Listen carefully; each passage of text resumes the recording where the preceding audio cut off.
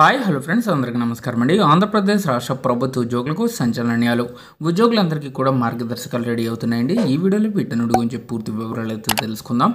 ముందుగా వీడియోని సపోర్ట్ చేసేవారందరూ కూడా వీడియోని ఒక లైక్ చేసి మీ తోటి ఉద్యోగ మిత్రులకు వీడియోని అయితే షేర్ చేయండి.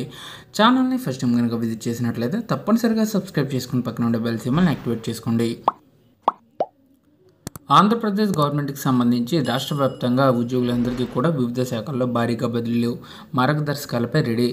రాష్ట్ర వ్యాప్తంగా వివిధ శాఖల్లో బదిలీలు చేపట్టబోతుంది ఆంధ్రప్రదేశ్ సర్కార్. ఇక బదిలీల మార్గదర్శకాలపై ఫైనల్ డిసిషన్ అయితే జరుగుతుంది. ఆఫీస్ బేరర్ల పేరుతో బదిలీలను తప్పించుకునేలా కొందరు వైసీపీ అనుకూల ఉద్యోగులు ప్రయత్నాలు చేస్తున్నారని విమర్శలు ఉన్నాయి.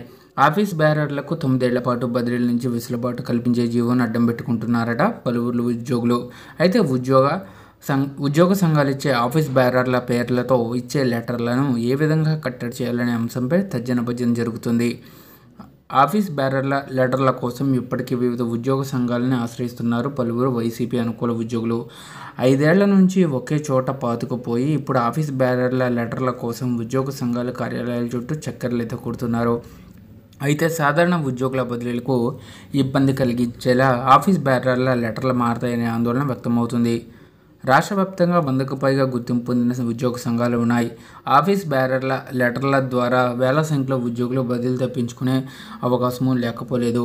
మరోవైపు సంఘాల్లో పనిచేయని ఉద్యోగులకు సైతం ఆఫీస్ బేరర్ల లెటర్లు ఇచ్చేస్తున్నారట కొన్ని ఉద్యోగ సంఘాలు.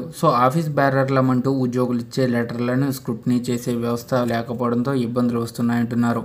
ఆఫీస్ బేరర్ల లెటర్లను కట్టడి చేయకుంటే బదిలీల విషయంలో ప్రభుత్వ ఉద్దేశాలు నెరవేరవని అంటున్నారు ఉద్యోగులు.